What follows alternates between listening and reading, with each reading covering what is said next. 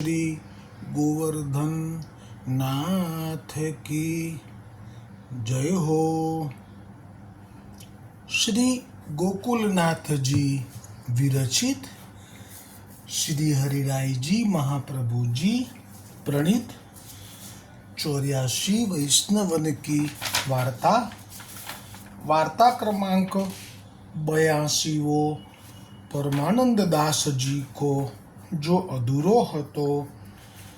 आज परमानंद दास जी की वार्ता को विराम होइगो और कल से कुंभन दास जी को वार्ता प्रसंग शुरू होइगो 83। तो आज परमानंद दास को अधूरो प्रसंग कल यहाँ तक आयो हतो।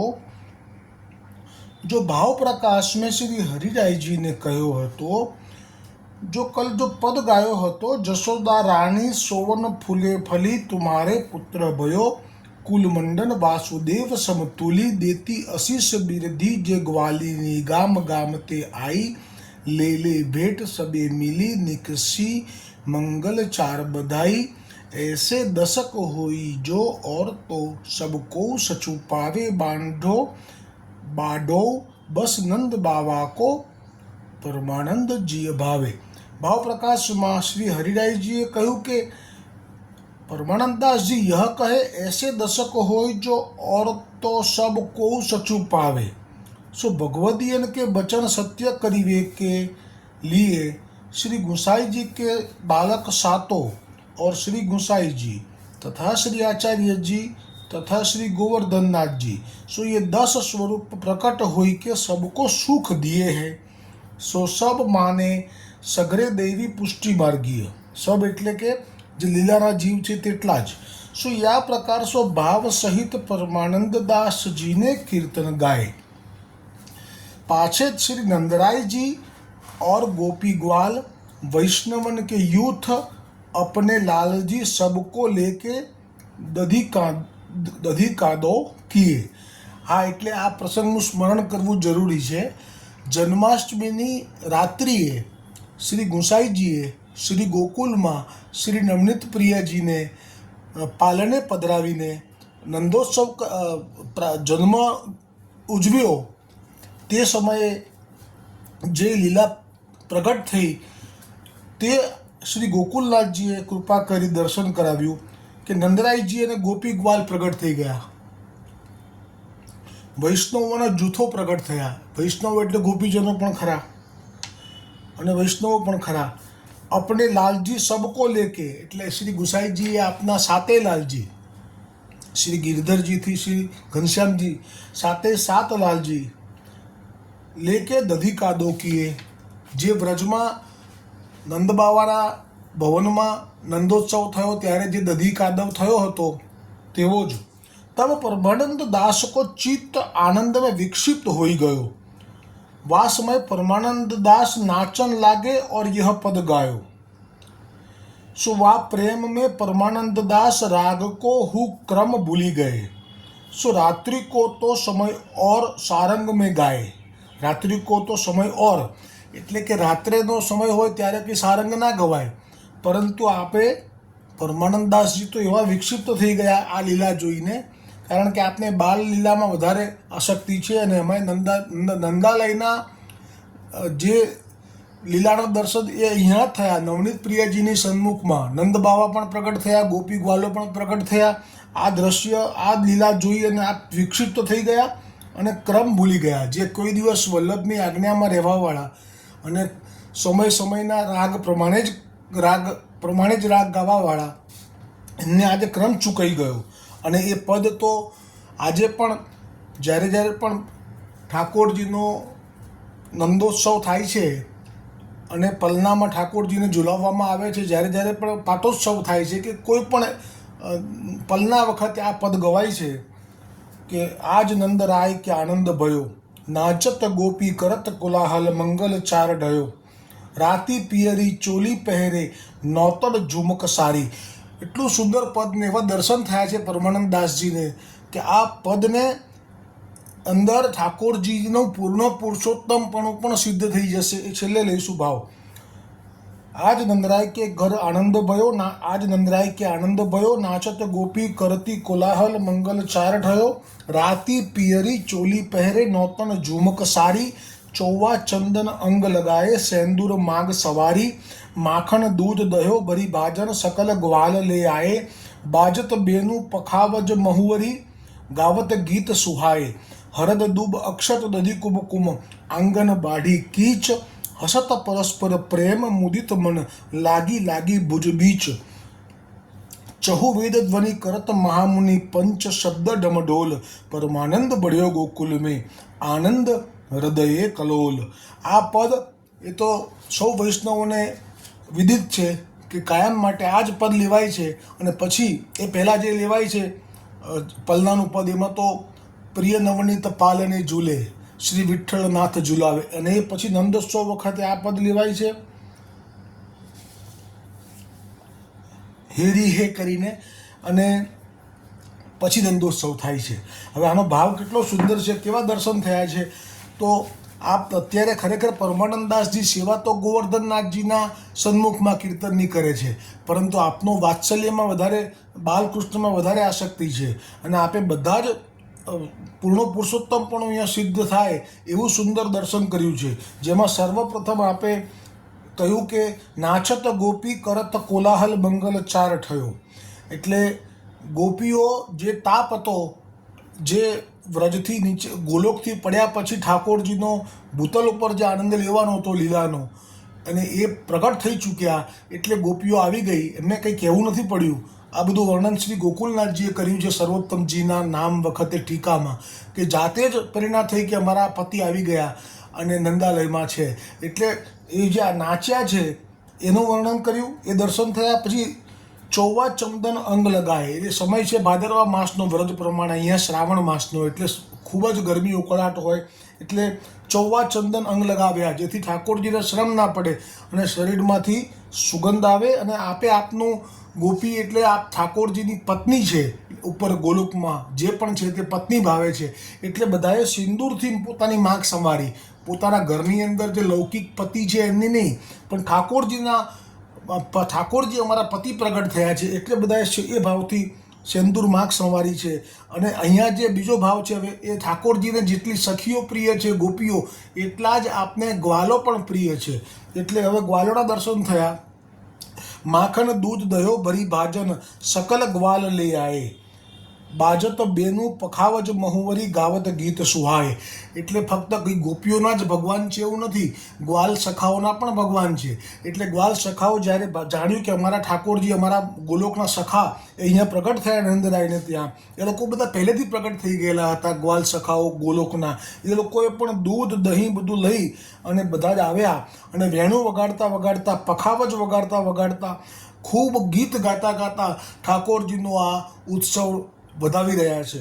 અને હરદ દૂબ, હવે આવે છે ગરડાઓને પણ ઠાકોરજી પોતાના ગણે છે, એટલે લખ્યું હરદ દૂબ અક્ષત દધી કુમકુમ આંગન બાઢી કીચ હસત પરસ્પર પ્રેમ મુદિત મન લાગી લાગી ભુજ બીચ. એટલે અહીંયા જે હળદર અને દહીં અને કુમકુમને કારણે જે કીચડ થઈ ગયું જમીન ઉપર, ફર્શ ઉપર, એટલે તે વખતે આજે સાથે સાથે જે વ્રજના જે વૃદ્ધ લોકો હતા, વૃદ્ધ સ્ત્રીઓ, વૃદ્ધ પુરુષો, એ લોકોને પણ એટલો બધો હરખ આવ્યો કે એ લોકો પણ ત્યાં પોતાના વસ્ત્ર ફરકાવતા ફરકાવતા આવ્યા અને એકબીજાને ભેટવા લાગ્યા, અને એ વખતે લપસવા પણ લાગ્યા, અને એ વખતે બધાને ખૂબ આનંદ પણ થયો. અને આ રીતે અહીંયા તો પૂર્ણ પુરુષોત્તમ છે. આ તો ગોપીઓના પણ છે, ગ્વાલોના પણ છે, અને ગરડી ગોપીઓ, ગરડા ગોપના પણ ઠાકોરજી છે. ચહુ વેદ ધ્વનિ કરત મહામુનિ પંચ શબ્દ ડમડોલ. અને વેદ મુનિઓને તો બધી ખબર હોય છે કે ક્યારે ક્યારે ઠાકોરજી અવતાર લે છે, પણ એ લોકો દૂર રહીને આ લીલાનો આનંદ લઈ રહ્યા છે. વેદ ધ્વનિ કરત મહામુનિ પંચ શબ્દ ડમડોલ, કારણ કે એ લોકો મર્યાદા જાણે છે કે જો રામ હોય તો અમે નજીક જઈ શકીએ, પણ આ તો પૂર્ણ પુરુષોત્તમ ગોપીઓના છે, પતિ છે. આ તો કોઈના કુટુંબમાં એકદમ અંદર ના જવાય, એટલા માટે દૂરથી જ આપ વેદ ધ્વનિ કરી અને આનંદને વધાઈ કરી રહ્યા છે. અને પરમાનંદ બળ્યો ગોકુલ મેં આનંદ હૃદય કલોલ. અને ગોકુલમાં જે પરમાનંદ 5-10 વર્ષ પહેલાં વધ્યો હતો, એનો અનુભવ આજે પરમાનંદ દાસજીને થયો. અને તેથી यह पद गाए पाछे परमानंद दास प्रेम में मूर्छा खाए भूमि में गिरी पड़े। तब श्री गोसाई जी आपू अपने श्री हस्त कमल सो परमानंद दास को उठाई के अंजुलि में जल लेके वेद मंत्र पढ़ी के आपू परमानंद दास के ऊपर छीर के सो तब उच्छलित प्रेम जो विकल करतो सो हृदय में स्थिर भयो। सो परमानंद दास सगरी लीला को अनुभव किए और गान किए। या प्रकार परमानंद दास के ऊपर श्री गोसाई जी ने कृपा करी। ता पाछे यह पलना को पद परमानंद दास ने गायो। राग बिलावल। हालरो हुलरावती माता बलि बलि जाय घोष सुखदाता अति लोहित कर चरण सरोजे जे ब्रह्मादिक मनसा खोजे जसुमती अपनो पुण्य विचारे बार बार मुख कमल निहारे अखिल भुवनपति गरुडागामी नंद सुवन परमानंद स्वामी। भाव प्रकाश में श्री हरिराय जी कहे छे जो या बांधती सो अखिल भुवनपति गरुडागामी ऐसे परमानंद दास जी ने कहो। सो अखिल भुवनपति आते जो श्री भगवान गरुड़ पे विराजमान सो तो सब जगत के पति है। और नंद सुवन ठाकुर सो परमानंद दास ने कही जो ये मेरे स्वामी है। એટલે ભગવદીઓ પણ હંમેશા અન્યાશ્રયથી દૂર રહે છે। ભલે ને જે તે ભૂતલ પર પ્રગટ થયેલા હોય એટલે તેમના વિષ્ણુની કાણી રાખવી પડે અથવા તો જે સર્વવ્યાપી છે એનું પણ વર્ણન કરવું પડે, પણ મૂળમાં જે પતિ છે એ તો માત્ર પૂર્ણ પુરુષોત્તમ गोलोकवासी श्री कृष्णचंद्र है। सो यह कीर्तन सुनी के श्री गोसाई जी आपू परमानंद दास के ऊपर बहुत प्रसन्न भये। ता पाछे परमानंद दास ने यह पद कहानरो राग में करी के गायो। सो प्रेम में राग को क्रम नाही लीला को क्रम। प्रेमनी पासे नेम एटले के नियम तूटी जाए छे। सो जैसी लीला करी सो स्फुरी सो तैसे परमानंद दास गाए। राग कांदरो। रानीजू तिहारो घर सुबस बसो सुनहु जसोदा तिहारे डोटा तो को नहात हूँ जीनी बार खसो को करत वेद मंगल धुनि को गाओ को हसो निरखी निरखी मुख कमल नयन को आनंद प्रेम लिए हुलसो देती अशीष सकल गोपी जन को अति आनंद लसो परमानंद नंद गर आनंद पुत्र जन्म भयो जगत जसो। सो यह आशीष को पद परमानंद दास ने गायो। तब श्री गोसाई जी आपू अपने पुत्र श्री गिरधर जी को श्री नवनीत प्रिय जी के पास राखी के श्री गोसाई जी ने स्वयं दधी कादो किए। ता पाछे परमानंद दास को संग लेके श्री गोसाई जी आपू श्री गोवर्धन नाथ जी के दर्शन किए। એટલે હવે આપ શ્રી ગોકુલથી ચાલ્યા અને પાછા આવ્યા શ્રી ગોવર્ધન ગિરિરાજ ઉપર, કારણ કે હવે આપ શ્રી ગુસાઈજી જાણે છે કે ચંદ્રભાગા એટલે કે પરમાનંદ દાસજીને લીલામાં જવાનો સમય થઈ ગયો છે। સો દધી અને ગોવર્ધનનાથજીની સેવામાં છે ને એટલે હવે ત્યાં લાવ્યા। સો દધી કાદો દેખી કે परमानंद दास लीला रस में मगन हो गए। ता पाछे श्री गोसाई जी आपू श्री गोवर्धन नाथ जी को राजभोग धरी के बाहिर आए। तब श्री गोसाई जी आपू परमानंद दास की अलौकिक दशा देख के कहे जो जैसे कुंभन दास को किशोर लीला में निरोध भयो सो तैसे बाल लीला में परमानंद दास को निरोध भयो है। पाछे परमानंद दास श्री गोसाई जी को दंडवत करी पर्वत ते नीचे उतरे। सो श्री गोवर्धन नाथ जी की ध्वजा को दंडवत करी सुरभि कुंड ऊपरी आई के अपने ठिकाने कुटी आए बोली वो छोड़ी दियो। आ आपनु द्वार छे सुरभि कुंड परमानंद दासजीનું, એટલે આપે એ જગ્યાએ આવી અને બોલવાનું છોડી દીધું।